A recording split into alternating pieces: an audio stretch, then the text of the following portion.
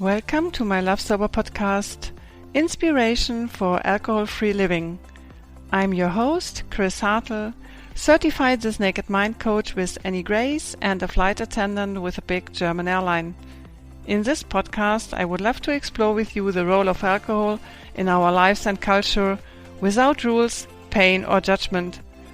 I would love to inspire, motivate and support you on your journey into an alcohol-free life, listening to real stories from all over the world. I would love to talk to people in German, English and Spanish, and if you would like to be part of this mission, please send me an email to chris@lovesober.de. But now let's start, and I hope you enjoy this episode. I had a night nurse that was helping me with him. And I remember she was like, you cannot drink at all because it will be in your breast milk and you're going to pass it to the baby. And I was just thinking to myself, I just did almost 9 months of like carrying this baby. Like I want my wine.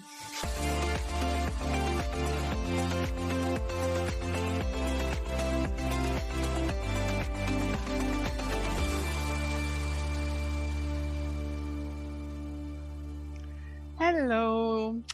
Today I'm talking to one of my coaching colleagues from This Naked Mind. Her name is Christy and she's a mom and she's living in London, but original from Los Angeles.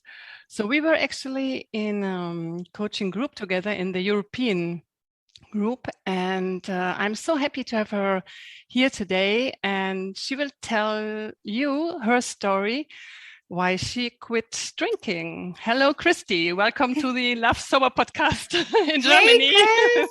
Oh my gosh, I'm so excited to be here. Thank you so much for having me. Yes. This is so exciting. This is actually my very first podcast, so I'm excited. That is nice. I'm also always a little bit nervous because English is not my native language, but I have to challenge myself a little bit, and we know each other also for almost 1 year now because we were talking. So I think I know your story a little bit, but maybe you tell us more details. Sure. Definitely. Why you stopped. You're much younger than me. You're 39. So when I was 39, I didn't think about stopping to drink. So. Right. Yeah. It's so funny because I feel like if anything, I wish I had stopped even sooner, which is, I never thought I would ever say that, but that's like kind of my one, if there was a regret, it was like just not stopping sooner. But yeah, I'm totally happy to tell you my story. Well, in America, in the States, I grew up in LA, and, there's definitely a big culture of like high school drinking. I heard Scott talk about that a little bit on your podcast, but there's definitely a culture of like, kids that are drinking in their basements and all these things. But I was actually like really way too scared of alcohol, I think.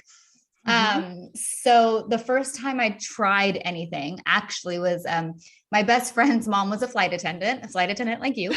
And so because she was out of town, we decided to try tequila for the first time. I think I was in my junior year of high school or something. And yeah, it tasted disgusting and awful. And we both ended up like vomiting, and it was horrible. So it was a horrible, like first kind of typical experience, I guess, of like tasting it. But after that, I really didn't like get into it because I was just like too scared. I didn't like being out of control. I went to a really, conservative high school. And if you got in trouble, like if you got caught with basically booze, you were expelled. And I was co-captain of the cheerleading squad, and I was on student council and all these things. So I didn't want to get kicked out of school. Yes, of course. So I didn't really get into it in high school. And then into college, I went to USC, the University of Southern California. There's a huge Greek system there. So that's like sororities and fraternities. You've probably like seen them on like movies, right? And this from like depicting the typical like college. So the Greek system was really big, but still, which is a huge drinking promoter, all the parties. I was still scared. Like I saw like things happen to my girlfriends and girls in my sorority, like, you know, when they were drunk, you know, out of control. And I just I didn't want to be out of control like that. So in college, I kind of like didn't still drink a lot. I definitely like, of course, like had, you know, the times that I would, but not hugely. Then I went to law school and then, got married right after law school and moved over to London, to the United Kingdom, where we've been since 2008. And yeah, I think like then started drinking more just because I was a little bit more secure, right? So I was married.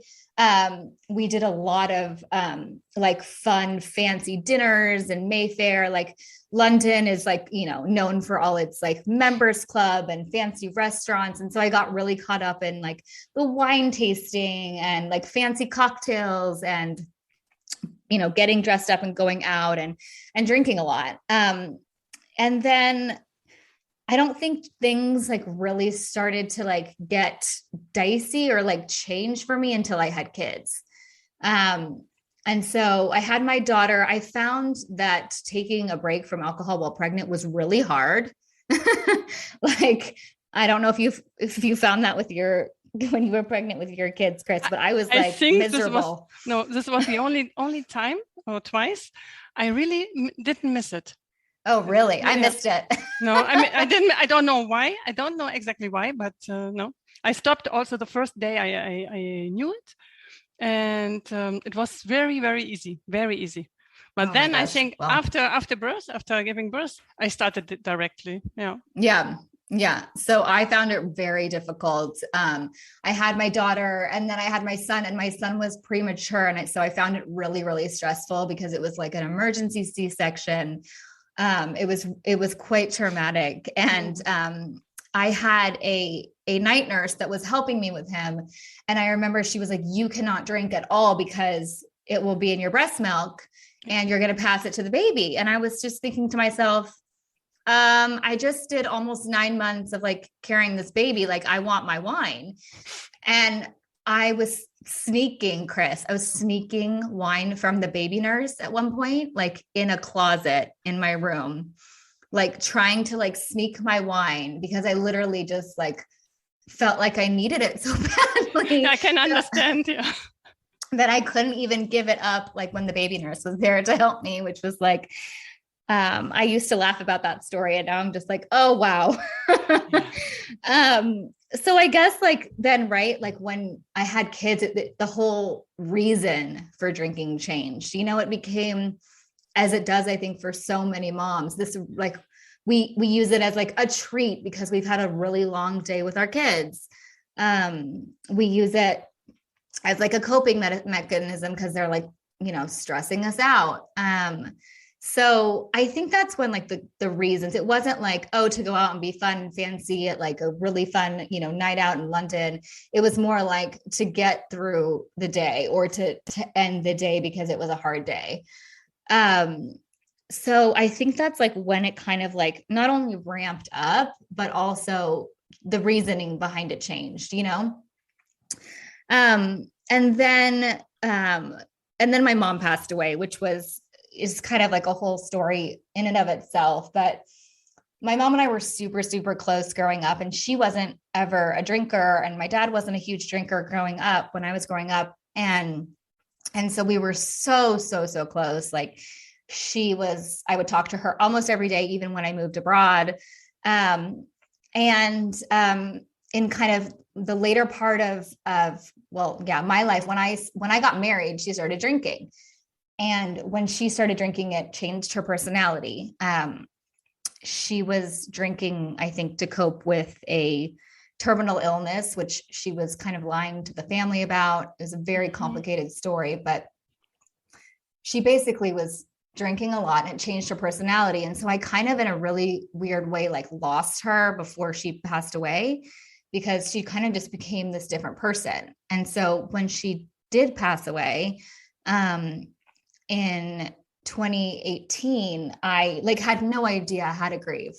I was so confused. Like I was like mourning the loss of this, like my best friend mom, but then this like new person that was like, had always seemed to be angry with me and upset with me. And it was a really, really complicated loss. And so that's when my drinking really ramped up.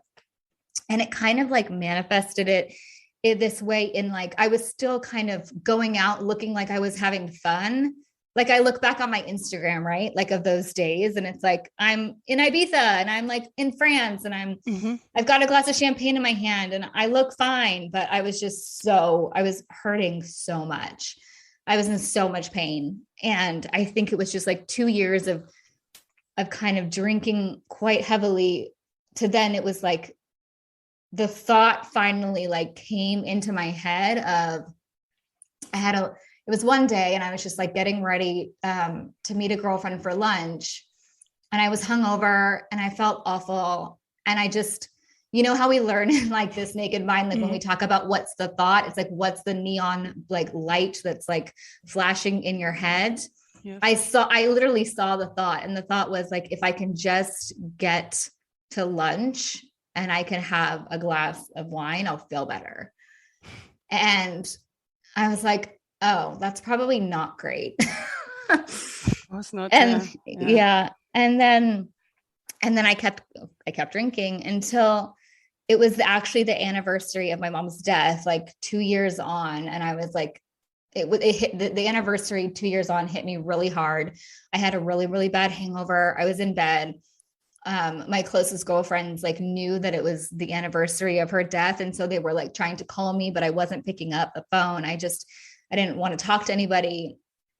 And I just thought like, what can I do to make this day like not so shit? Like, what can am I going to be like this in a year from now?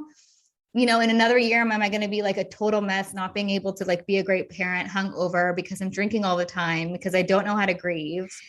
Like, what do I do? I don't want to do this another year, I know. So I kind of like decided to give up kind of in honor of her and as a memory to her. And like, oh my gosh, I'm going to cry. No, do it. Take your time. Like as a memory to her, like the good times of us, So, so yeah, I stopped drinking on March 9th.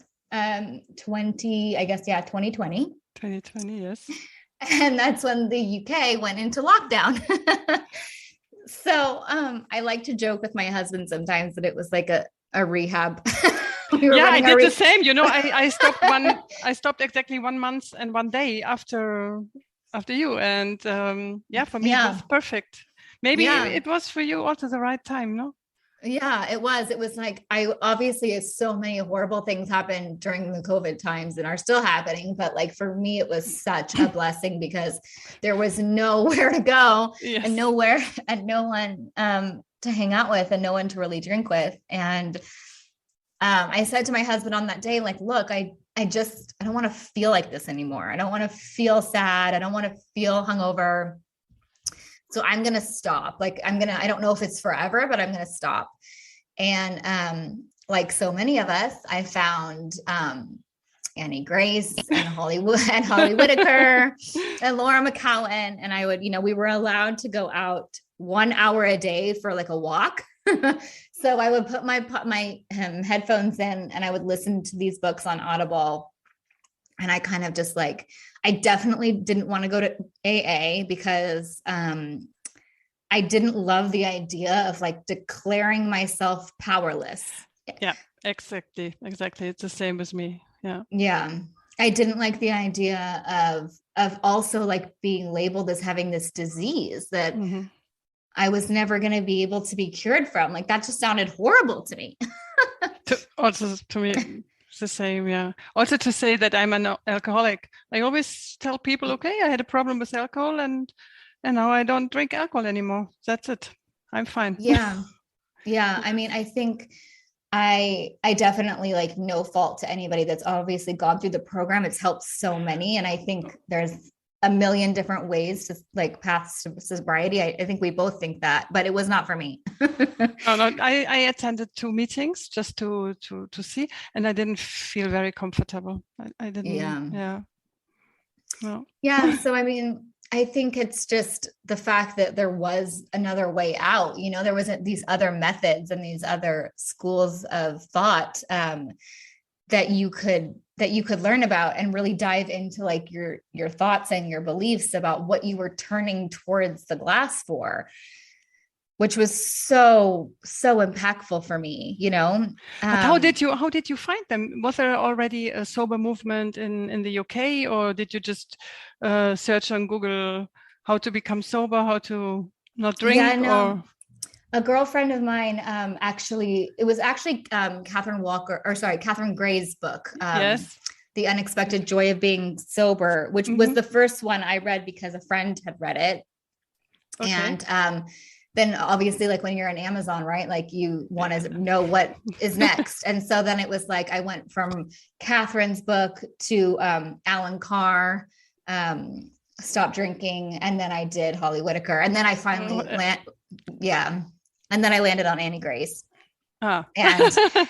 And good old Annie. God bless her. I mean, what would we have done without her? Exactly. It was my seventh book I was reading. I was also reading all the Catherine Gray and Claire Pooley. Holly. Oh, I read Claire's book too. Yeah. Alan Carr was my very first one. Yeah. Cool. It was definitely like, you know, a way to pass the time in lockdown. Is like I became almost like addicted to the quit lit. Me too.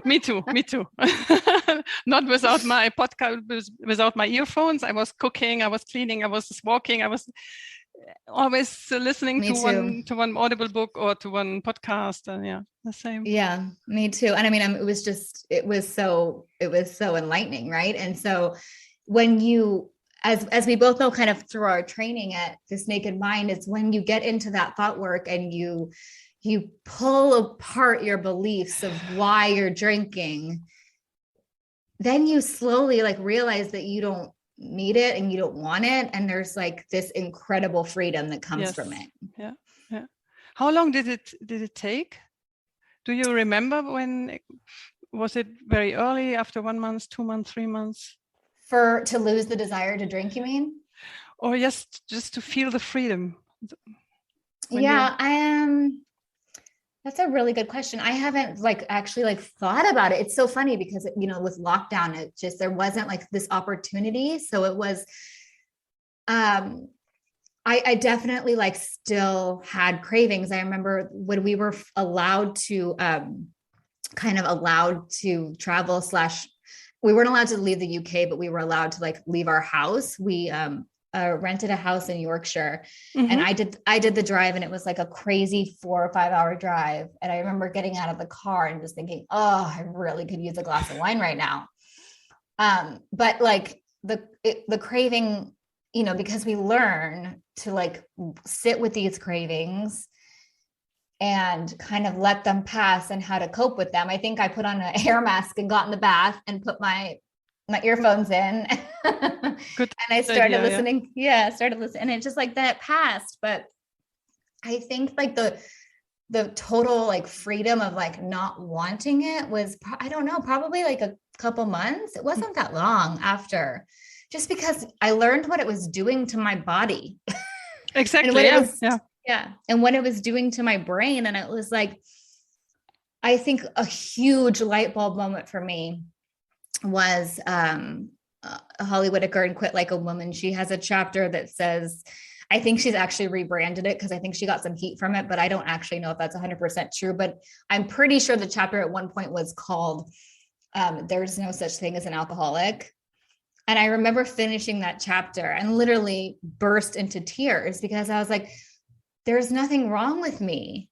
There's actually just this poison, addictive substance that makes you want to take another drink. And and it's so bad for me. But it's not actually I have this defect, you know, which was huge for me. When I learned that, and when I believe, you know, when I really took that to heart, was definitely huge, and a huge part of me feeling free, you know? Exactly. I think it's the same with me when I realized that it was not my fault. Yeah. And I learned everything about alcohol, what alcohol did to my body. I said, okay, I don't want to have this in my body. I don't want to have it in my body. Yeah. I think it's so interesting because one of the things that I feel like I really want to like shout from the rooftops is that like this idea of like, you know, like the sober, you know, curious movement is a question and like a movement that needs to like live in the wellness space, if that makes sense. And yes. As opposed to just this like addiction space. I feel so strongly that like we as women, at least I do, I think about everything I eat, right? I have, you know, a nutrition coach and I like try to eat healthy and I try to do Pilates and I play tennis like you do and all this other stuff. I try to be so healthy, but then I was literally pouring poison, gasoline in my throat and not even thinking about it. Yeah, Christy, but this was exactly what I was doing. No, I was cooking healthy, doing sports and everything. No, and I think also we have to put the sober movement into the wellness section. No, to say okay, well-being, wellness. You can't or you stop drinking because of you want to feel better. Yeah? You would just want to feel better because if you use the bar, like the bar of whether or not you're this like label alcoholic, which I do not use. I don't use it. I don't like use it with my clients. I don't think it's helpful. If that's the bar, like to, you know, the sober curious movement, then it keeps so many women trapped because why would you want to be labeled something that then is this automatic huge stigma to it? You know, that you're somehow like damaged. Why can't you just stop drinking because you want to feel better, because you want to sleep more, because you want to have like more patience with your kids? Like that's like, it's the thing is that it's for everybody, right? This experiment that we love to talk about, like the 30-day alcohol experiment is actually like for everybody. It's not just for people that, you know, I don't know, like are under a bridge, like, you know, or about, you know, in rehab. I don't know. It's for everybody. It's for every woman, I think. Yeah. It's for everybody who's drinking maybe only one glass of wine or 2 glasses or 2 bottles. Yeah. Just to take a break and see what happens to your body, what happens to your brain, and how do you feel after 30 days, for example, no? Yeah. I mean, yeah. Sorry, go ahead. No, when I realized I was really feeling better every day, then I said, no, do I want to change this anymore? No, of course not. And now after 19 months, never, ever.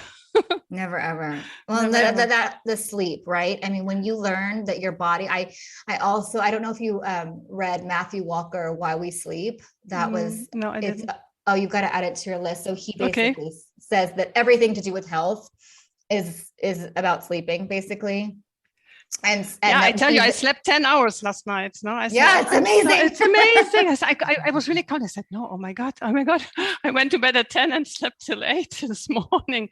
It's unbelievable. It's unbelievable. But to your point, like even one glass, right? Even one glass has the power to disrupt your sleep and not give you like the 6 to 7 deep REM sleep that we need. And so when I stopped drinking, I started sleeping for the first time in however many years that would have been. And it was that alone, I feel like, is a reason. Of course. have it. Did you sleep badly with that? I didn't sleep so bad with alcohol, but sometimes I woke up, but not very often. Not very often. But I know people who really wake up. I definitely woke up. I did the thing where if I wasn't out, I would have a glass of wine. I used to call it bed wine, which I thought was so funny and cute. Now I'm like, I would have a glass of like red wine by my bed and I'd be watching some silly like Real Housewives reality TV program to pass out. And I would wake up at 3 a.m. with the glass still there and thinking, I really can't do this tomorrow. Like, I don't want to feel like this again. And then, you know, as we know, the cycle repeats itself because it becomes a habit and you think you need it. And you think I thought I needed it to sleep as well. Mm-hmm. Yeah. Yeah, I think I needed it to cook. I thought I couldn't cook lunch or dinner without having a glass. Sleeping was not the question. And then, of course, I think I needed it all the time, every day, to just have the level. It's so funny, right? When you just get into like just that habit of needing to have. I remember I said to my husband at one point, like, I don't mind like not drinking, but I don't want anyone to take the pretty glasses away. Like I still wanted to hold a pretty glass and like drink something. So like, thank God there's mocktails and more. Yes.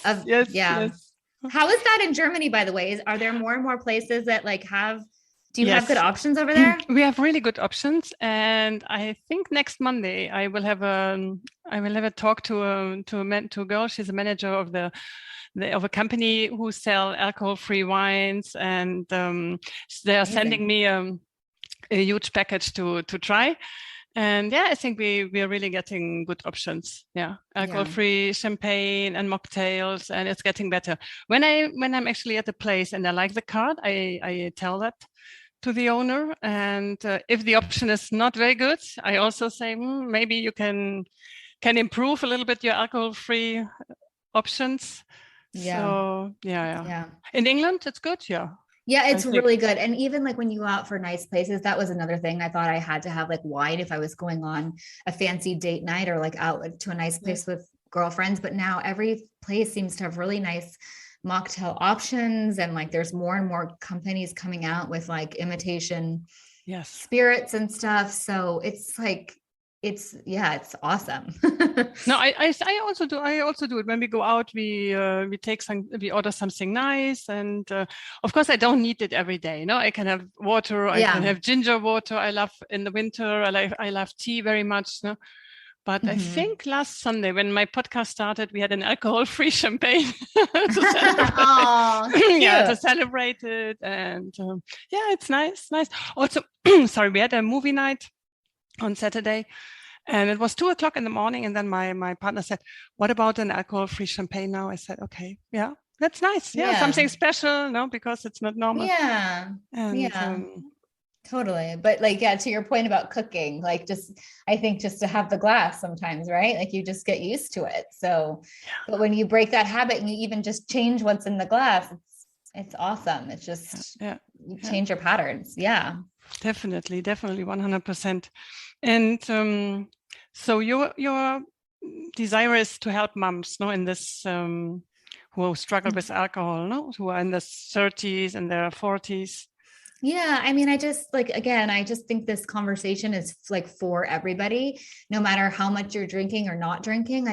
I'm really passionate about like bringing this into like the conversation about wellness and not as an addiction conversation, and just helping moms like me, because I, like, thankfully I was locked down in my house and like found a book, but I don't know how easy it is. It's getting easier, and there's definitely a movement, and more people are kind of wising up to this idea. But I want to spread the word with moms like me that you'll just like feel better if you cut it out and take a break from it and explore your thoughts and your feelings around it. Yeah, and you're more clear with your children, no? And you're always present. Yeah, you're more present. And what about your friends? Do they still drink, or how do they? Yeah. I mean, it's so funny, right? We learned about this thing during our training about planting seeds. And I was always really vocal about my journey on my personal Instagram. So I had friends that I hadn't talked to in probably like 20 years reach out to me saying, "This is so cool. Like, where do I start?" Which was awesome. And that's what kind of like spurred me into applying for Annie's coaching program.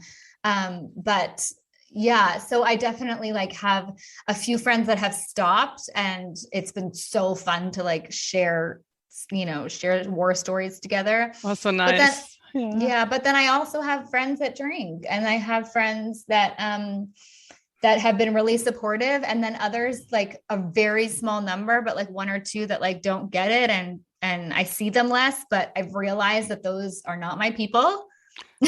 Exactly. Yeah. Christy, it's like this. Yeah. And that's also really empowering, because that was something that I was really scared about in the beginning, right? Is like, what are my friends going to think? And am I going to lose these friends if I am not like the fun party girl anymore?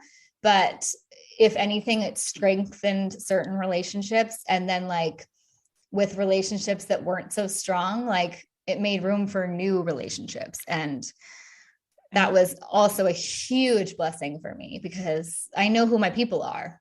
Yes, it's the same also with me. I lost very few people, but I got to know so many new people who also live without alcohol, and we have so much fun. It's really having so much fun. I don't know about you when you go out. Do you have less fun? Do you have more fun? Maybe I go home a little bit earlier. Maybe. Yeah. No, I mean, I had a party on Saturday, and it was a really good girlfriend's birthday. And I went, and I was like one of the first people there, and I was one of the first people to leave, but I got to talk to every single person that I wanted to talk to and catch up and have good conversations. And I woke up feeling great the next day.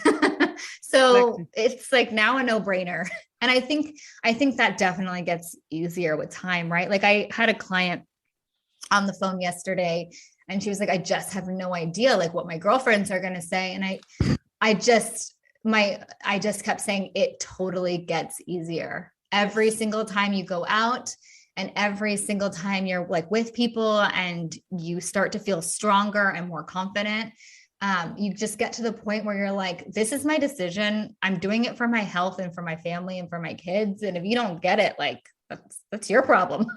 And I don't care about my friends. Well, not care. It's I know what you mean. Yeah. What they think, what other people think of you. Yeah. Because it's my decision, and I'm great with it. And your husband also, he's very supportive. No, he supported you also. No, he's super supportive. He's always been my biggest cheerleader. He was the person that I went to. He was the very first person I told, like, I think I need to take a break. Okay. And he does. I get this question a lot. Does my husband still drink? Yes. He drinks a lot less, because I also learned that I was the pusher. I was the pusher with my friends. Like me. I was the pusher with my friends, and I was the pusher with my husband. And so like he drinks a lot less. And I'm, I slowly get, I'm putting each book in front of him, because obviously when you love someone so much, and now that we know what it does to your health, you're like, oh, please read the books. But no, but it's nice, because I think I can, help with that fear of other women that like, oh, but what if my husband still wants to drink? Like, it is possible. It is possible. Yeah. But he drinks sometimes, of course, in front of you, no? And you look at the glass of wine, and it doesn't matter, no? It doesn't. It does not bother me. It doesn't bother me. This is the thing. We have to, I got there very, very, very quick. But if you still have the desire to drink, then it's very hard if you see somebody, no? But of course, you don't have the desire. I don't have the desire. I'm free. I don't want to drink anymore. Well, and that's why this naked mind is so awesome and so different, right? Because it comes at it from thinking about your thinking about your thinking, thinking about your, your beliefs and your thoughts, and like dismantling them. So mine about like dealing with it to grieve, or dealing with it to parent, or dealing with it to sleep. When I learned it was like doing me no favors for any of those reasons, I was like, then what's the point? We know it doesn't taste good. We learned that when I had tequila. The first lesson, I think. No, that was the first act number 1. No? Yes, exactly. The first lesson. Yeah. Doesn't taste good. Yeah, I still have wine here, but I don't care. It's there. Yeah. It doesn't, that is what I think makes this program so awesome and like special and different, is that it does give you that complete freedom, and that takes away that desire, which is because so awesome. If you're in a supermarket, or if you're in a bar, I mean, you have to go out. I mean, you have to go to the supermarket. So you see alcohol everywhere. Yeah. So It's definitely about like making your life like bigger and doing more. And I remember, I think one of our fellow coaches said that once, and I didn't really understand it, but now I understand it. Like I am doing so much more than I was like doing before in a, like such a great way. Like things that I'm trying, and even just enrolling in this course, right? And starting a coaching business, like that's something I never in a million years thought I would do. It's just, it makes your life so much bigger when you cut that out. And the headspace, like when you have like that headspace, it's not, I was telling this story to, a client of mine who was very similar, where she was saying that when she goes out, like she literally can't stop thinking about the drinks. And I said, I totally get it. When I went out, first of all, I probably had like a glass before I went out. And then I got out and I was monitoring how much every single person at the table was drinking, wondering about when the next bottle was going to be like prepared. Like, could I order it, or is that going to look like am I going to look greedy? And like all this other shit that you're just not even, it takes up so much of your mind. And then if you try to moderate, that takes up, oh, I'll only have 2 drinks and maybe I'll only drink Tuesday, Wednesday, and Thursday this week. But it's like when all of that goes, terrible. You realize how much brain power you have back, and how much you like have to use with other important things other than counting glasses and trying to break promises to yourself. Exactly. I woke up in the morning thinking of, shall I drink? Can I drink? When can I drink? Shall I drink when I'm working or when I'm at home? Or didn't work. It didn't work, but we kept doing it, right? For so long. It's like, I was tired of being sick and tired of taking always the moderation decisions. No, terrible. It was so terrible. Yeah. Now we have plenty of energy to coach. Yeah. Nice people who want to stop drinking. Right. Yeah. I mean, I'm so happy like to have met you, and like, it's so cool because I feel like, even though I'm obviously American, we are starting even bigger movement over here in Europe, right? Which is, Germany and England are known for loving their drinking. Yes. But I think we're apart, and there's so many cool men and women now, like trying to get the word out. And so it's a really fun movement to be a part of, I think. Yeah, it's so great.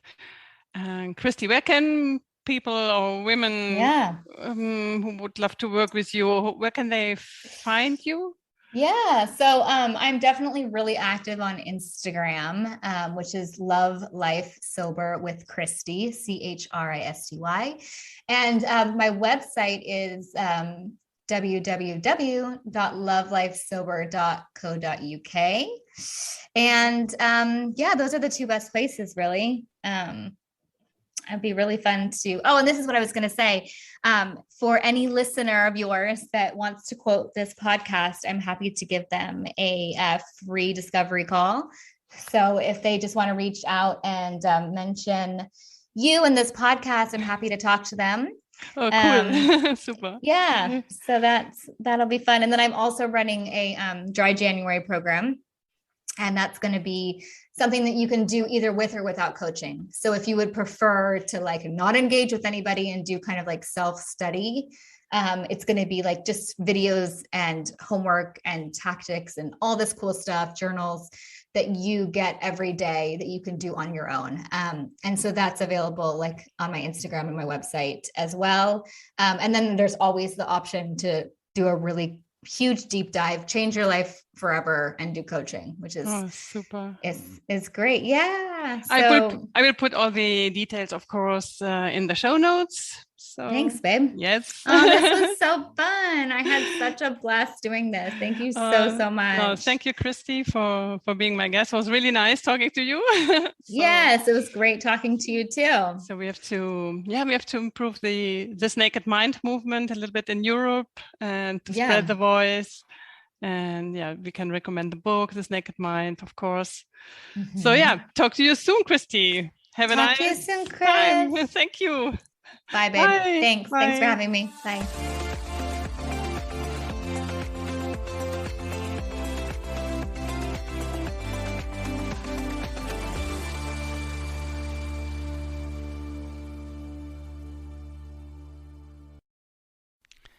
Thank you very much for tuning in and listening to my Love Sober podcast.